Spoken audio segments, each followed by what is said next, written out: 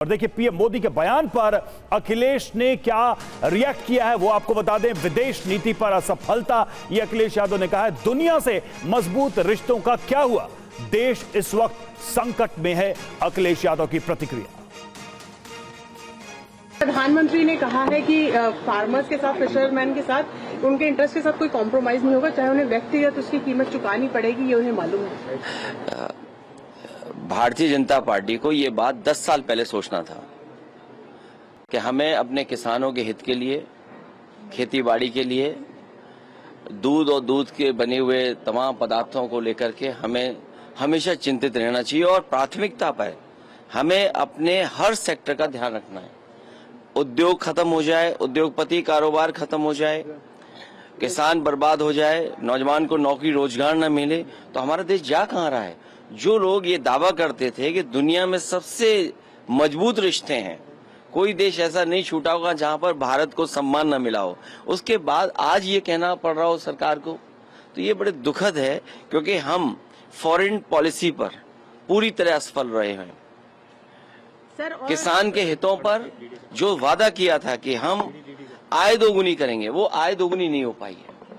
नौजवान को नौकरी रोजगार नहीं मिला है और जिस तरह लगातार पाबंदियां लगती जा रही हैं, ये कहीं ना कहीं हमारा देश संकट में है, अर्थव्यवस्था संकट में है, किसान संकट में है, नौजवान संकट में है, पूरा चौतरफा हमारा भारत घिर गया है।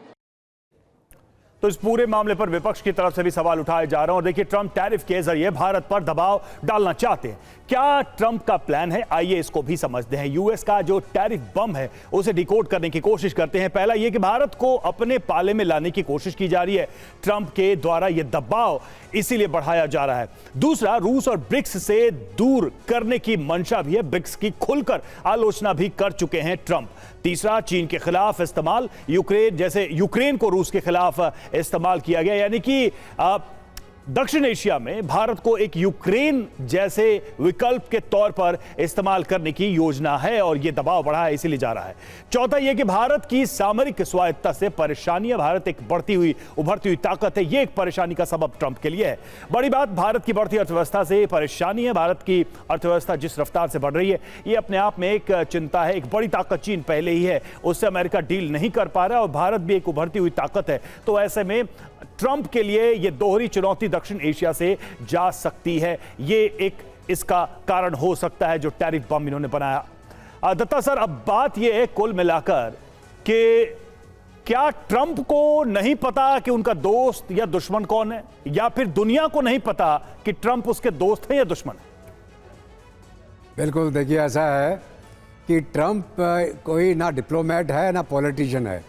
ये एक बिजनेसमैन था जो ओबामा के साथ उसका जो मतभेद हुआ था, तो उसके चलते उसने अमेरिका के अंदर इलेक्शन को लड़के जीता और उसके बाद में दोबारा हार गया। और अब दोबारा लोगों ने सोचा कि हो सकता है कुछ सीख गया होगा और इसको दोबारा इलेक्ट कर दिया गया। और भारत में भी हम लोगों ने बहुत सपोर्ट किया इसको कि ये भारत का मित्र है और ये अच्छा काम करेगा भारत के लिए। लेकिन ये देखने को आ रहा है कि वो ना डिप्लोमेसी जानता है, ना उसको जिसको हम बोलते हैं कि आपस में देशों के रिश्ते कैसे होने चाहिए, उसकी कोई अकल नहीं है। वो सिवाय बिजनेस के और कुछ नहीं जानता है। तो अभी इस हालत में अगर वो ये समझता नहीं कि भारत की अहमियत क्या है, तो बहुत बड़ी गलतफहमी में है। एक बड़ी पुरानी कहावत है, every action has got a equal and opposite reaction. आप कुछ करेंगे, उसका बिल्कुल उलट आपके ऊपर भी वार होगा। और मेरा मानना ये है कि जो भी होता है बहुत अच्छे के लिए होता है और उसके अंदर कोई ना कोई अच्छाई निकल के आएगी। और दूसरी बात मैं और बोलूँगा, हु डेयर्स विंस। जो आदमी मैदान में खड़ा रहता है वो आंख से आंख मिलाता है, वो जीतता है। और अगर ये हमारी ऑपोजिशन ये बोल रहे कि हम फेल हो गए, हमारी जो फॉरेन पॉलिसी थी वो नाकाम हो गई, आप क्या चाहते हैं कि भारत को कैपिटुलेट कर देना चाहिए इन प्रेशर्स के ऊपर? बिल्कुल नहीं। मोदी साहब जो खड़े आंख से आंख मिला के आज के दिन में, वो ये इन लोगों को बता रहे हैं जिनको ये समझ में आ रहा कि भारत एक उभरती हुई शक्ति के तौर पे एक जो आपको बोलते हैं कि इकोनॉमिक पावर, एक मिलिट्री पावर, एक रीजनल पावर बन के आ रहा है। उनको डर ये लग रहा कि जब चीन की मदद करी इन्होंने, चीन उनको आंख दिखा रहा आज के दिन में, और ऐसा ना हो कि भारत भी खड़ा हो जाए तो जो यूनिपोलर वर्ल्ड था वो मल्टीपोलर की तरफ तो जा ही रहा है। लेकिन कहीं भारत इतना तगड़ा ना हो जाए कि पूरे वेस्ट को आंखें दिखाए और अमेरिका को आंखें दिखाए। लेकिन मेरा मानना यह है भारत ने आज तक कभी झुका है और ना झुकेगा। हम अपने विकल्प ढूंढ लेंगे। मैं आपको उदाहरण दूं, अगर हमारे ऊपर 50% लगा रहा है, सिंगापुर पे 10% या 15% लगा रहा है, तो हम अपना सामान वाया सिंगापुर भेज देंगे।